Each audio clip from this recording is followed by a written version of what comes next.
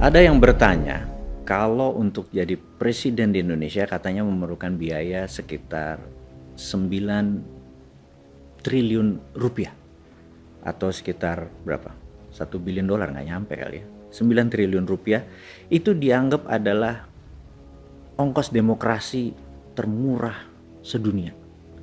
Jadi jika seseorang memiliki 9 triliun, maka peluang dia untuk menjadi presiden atau pemimpin di Indonesia itu besar gitu. Nah, dan pada saat dia menjadi presiden, dia ngapain? Itu yang jadi kunci. Dia akan memegang hampir 2.000 triliun anggaran nasional. Anggaran nasional 2.000 triliun. Dan kita tahu PDB kita adalah 16.000 triliun, alias yang 14.000 triliun adalah pihak swasta. Yang menarik, kita sekarang gunakan terminologi dolar. Jadi 2.000 triliun itu sekitar 130 atau sampai 150 billion dolar. Itu nilai APBN Indonesia. Berita buruknya, di dunia ada lebih 500 perusahaan yang nilainya, yang omsetnya lebih besar dari 150 billion dolar. Kita ambil contoh, Apple. Itu sudah 1.000 billion, alias sudah 7 kali dari besarnya APBN Indonesia. Dan untuk menjadi pemimpin Apple tidak harus masuk gorong-gorong. Itu sederhananya ya, ngapunten ya. Ini hanya kiasan loh, contoh. Tidak harus mempermalukan dirinya untuk tidak jadi dirinya gitu ya. Dan untuk itu sulit seorang bosman ini mencalonkan diri menjadi presiden, karena para kandidat-kandidat yang lain itu humble orangnya, rendah hati. Bosman itu nggak bisa rendah hati. Contoh rendah hati ini, kalau kandidat yang lain ya ketemu 10 warga Indonesia yang tidak pakai sepatu, maka kemungkinan besar atau mungkin malah secara natural mereka akan mencopot sepatu tersebut supaya menjadi satu rata, menjadi sejajar dengan warganya. Gak mungkin kan bosman jadi memperlakukan seperti itu. Bosman apa yang dilakukan? Kalau ada 10 warga nggak pakai sepatu, dia nggak bakal copot sepatunya.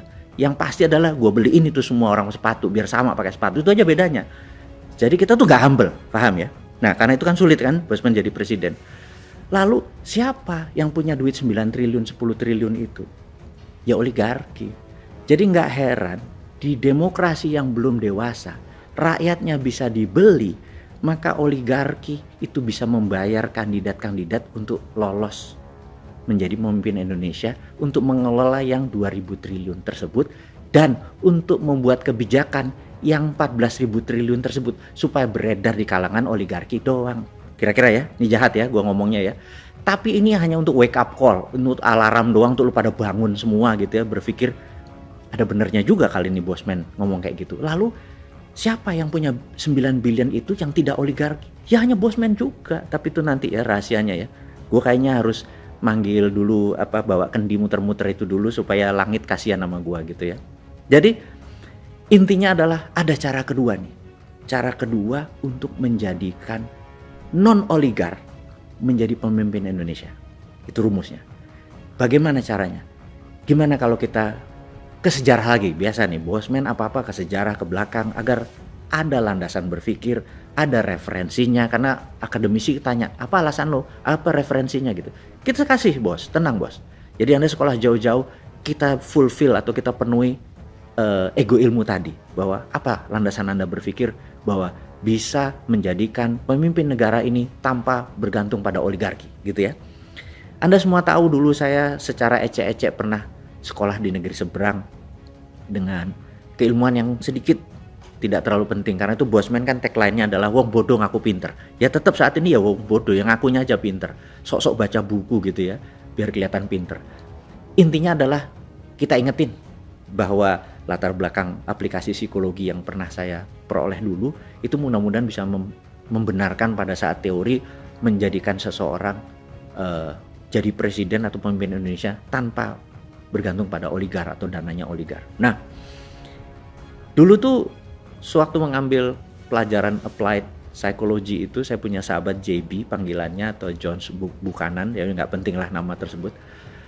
JB ini kalau adalah orang yang membuat saya seperti ini sekarang mungkin besar sekali. Jadi kalau kami ada pelajaran psikologi, misalnya waktu itu kita diajarin tentang underdog effect gitu ya, underdog. Wah, guru kita selama 2 jam di kampus mengajarin tentang underdog effect. Profesor namanya Profesor Stadler, well respect profesor di California gitu ya, dia mengajarkan. Terus wah, JB ini selalu exciting gitu ya, begitu keluar selalu dia bilang, lu ngapain nih gitu ya, nggak ngapa-ngapain, lu tolong gua. Jadi saya tuh selalu jadi victimnya dia, karena dia asisten dosen. Jadi kalau dia seneng, nilainya tinggi, dosen tinggal oke-oke aja karena muridnya banyak gitu ya. Nah, JB ini selalu bilang, what do you do? Nothing. Lu bantu sama gua, lu jadi cari responden gitu ya. What do I do? Gua ngapain gitu ya. Terus dia bilang, bawa flip chart 2. Terus di flip chart 1 dia tulis kecil gitu ya, gambar, terus tulis E gitu ya. Terus di flip chart besar ditulis B gitu ya. Terus kamu cari responden, ngerespon mana bela mana. Saya nggak ngerti. Waduh, ini tentang underdog effect katanya gitu. Terus ya gue ngapain gitu. Nanti lo bilang, ini negara A sama negara B ini akan berperang. Kira-kira lo berpihak pada mana gitu ya. Jadi udah ada salah dong lewat. Saya bilang, excuse me, permisi, saya lagi ada dapat tugas dari kampus untuk mensurvey. These two country are going to war gitu ya. Country A yang kecil sama country B yang besar going to war. Menurut kamu kira-kira negara mana yang bakal perang? Terus dia tulis di kertas, masukin. Di kertas masukin sampai kira-kira 100 respondents gitu ya. Nah, begitu selesai dibuka nih sama JB. Sahabat semua tahu nggak bahwa lebih dari 65% memilih country yang kecil tadi menjadi pemenang. Itulah underdog effect. Jadi sahabat semua, kalau nanti tahun 2022 akhir November katanya di Qatar ada pertandingan World Cup. Kalau Anda taruhan yang underdog ya, karena Anda dapat spread 2 nih. Lihat aja bahwa 60% pasangan Anda yang di bawah bakal menang. Ini bukan gua ngajarin judi, tapi untuk menceritakan bahwa underdog effect itu memang ada gitu ya.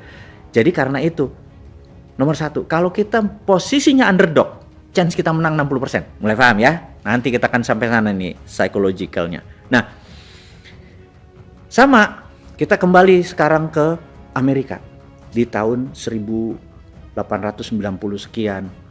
Itu oligar Amerika, ada namanya Vanderbilt yang memiliki jaringan kereta api, ada Rockefeller yang memiliki kontrol atas minyak bumi dan Jean Paul Getty, kemudian ada JP Morgan sebagai funder yang sangat besar, ada raja besi yang namanya Carnegie gitu ya, Andrew Carnegie. Orang kayanya luar biasa banyaknya dan benar-benar kaya. Bahkan kekayaan para oligar itu dibandingin kekayaannya Bank Sentral Amerika masih kaya oligar gitu ya. Untuk bukti. Kita teman-teman muda ini kan, Anda semua adalah gadget dan bangsa yang digital sekali. Zilenial dan milenial yang antara 40 tahun ke bawah ini Anda adalah generasi digital. Anda cek di Wikipedia.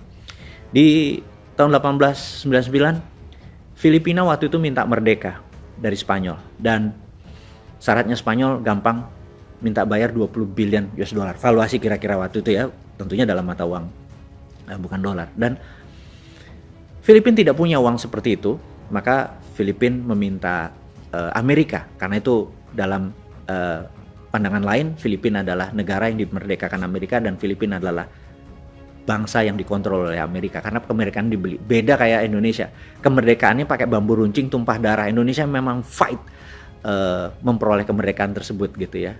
Sekali lagi, kita bukan merendahkan Filipina, tapi sejarah bangsa itu membuat berbeda, kita harus respect satu sama lain. Nah, pemerintah Amerika waktu itu tidak punya 20 billion dolar. Pemerintah Amerika minta ke Andrew Carnegie. Apa yang terjadi? Andrew Carnegie membayar kemerdekaan Filipina, yang sampai dia mati dia nggak pernah menginjak Filipina. Nah, karena Andrew Carnegie disebut bapak filantropi dunia, bahkan foto Andrew Carnegie ada di Bill Gates. Karena itu Bill Gates mengklaim dirinya adalah the biggest filantropi atau penyumbang, tapi dia nggak akan pernah bisa. He never could be like Andrew Carnegie, karena Andrew Carnegie better, dia memerdekakan sebuah negara. Nah, jadi kita lihat oligarnya itu lebih kaya daripada bank sentral gitu. Nah, karena oligar itu kaya, presiden-presiden Amerika siapapun itu pasti oligar yang membiayai gitu ya.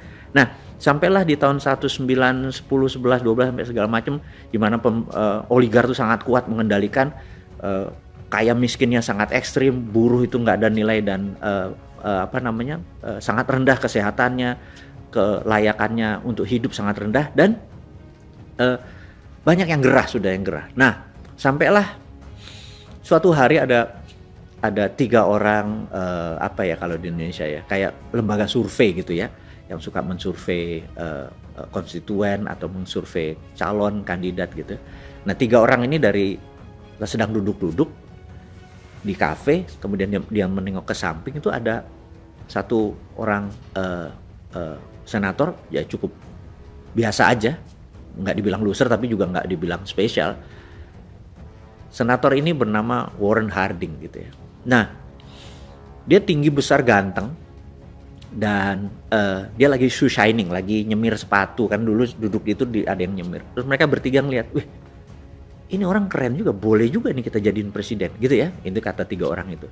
Terus mereka bertiga datang ke Harding, dia bilang, lo mau jadi presiden Amerika? Harding bilang, oke, tapi lo ikutin gue ya. Dia ikutin tuh bener-bener, dia ngomongnya ngomongnya di draft, tindakannya. Dan kebetulan Warren Harding ini tinggi gitu ya, 6 feet something gitu, 180 hampir 190.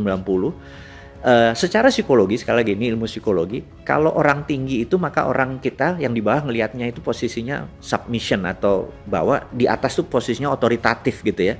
Jadi karena dia tinggi, ngelihat orang tuh otoritatif, jadi kelihatannya keren gitu ya. Jadi mengerti kenapa orang tinggi terkadang mempunyai nilai lebih gitu ya. Nah, Warren Harding ini tidak pinter-pinter banget, tapi di semua perkataannya, tindakannya di drill oleh 3 orang ini. Dan dananya dari mana? Anggap di Indonesia sekarang 9 triliun itu dikumpulin dari UKM gitu ya. Dari pengusaha UKM receh dikumpulin. To make story short, 1921 Warren Harding menjadi presiden Amerika, dan shock sekali oligar di Amerika. Dia nggak berumur panjang, hanya 2 tahun dia di Gedung Putih, dan dia bisa dikatakan presiden terkorup karena banyak sekali oligar-oligar membayarin dia, dan dia terima. Tetapi timnya dia membentuk sesuatu yang baru. Dan oke, kita skip ceritanya, tapi Anda boleh lihat detailnya tadi, bahwa sejak saat itu puncaknya nanti adalah di tahun 1930 krisis karena terjadi serangan terhadap peraturan dari negara, menekan oligarki, menekan para konglomerat, membuat UKM naik. Intinya banyak yang sakit hati di oligarkinya. Intinya lagi tahun 1930 Wall Street collapse gitu ya. Nah, collapse-nya Wall Street ini membuat dunia goncang, membuat Nazi akhirnya bergerak di Jerman dan lain sebagainya. Tetapi saat ini Amerika tuh menjadi negara yang paling adil, di mana jumlah orang kayanya, UKM-nya, dan negaranya benar-benar 1:1 menjadi seimbang. Kalau dulu ini 80% gitu ya, yang ini 10%, negara cuma 10%. Sekarang menjadi berimbang. Dan Warren Harding itu game changing, bisa dikatakan game changing. Jadi sahabat semua, bukan berarti untuk menjadi presiden itu harus oligar sebagai fundernya. Tetapi bisa juga kita memilih someone menjadi Warren Harding yang akan membela para UKM, para pengusaha receh, para buruh, para nelayan, para petani, untuk bergandengan tangan menjadi sesuatu yang baru di Indonesia. Ini game changing. Habis itu akan seimbang, oligarnya, rakyat umumnya, UKM-nya, dan negaranya menjadi seimbang. Dengan kekuatan 3 hal inilah yang membuat Indonesia ke depan menjadi the strongest country in the southern hemisphere sekali lagi di wilayah selatan Katulistiwa. Dan 2045 itu hanya pada saat ulang tahun Indonesia ke-100 itu baru hanya 23 tahun lagi dari sekarang.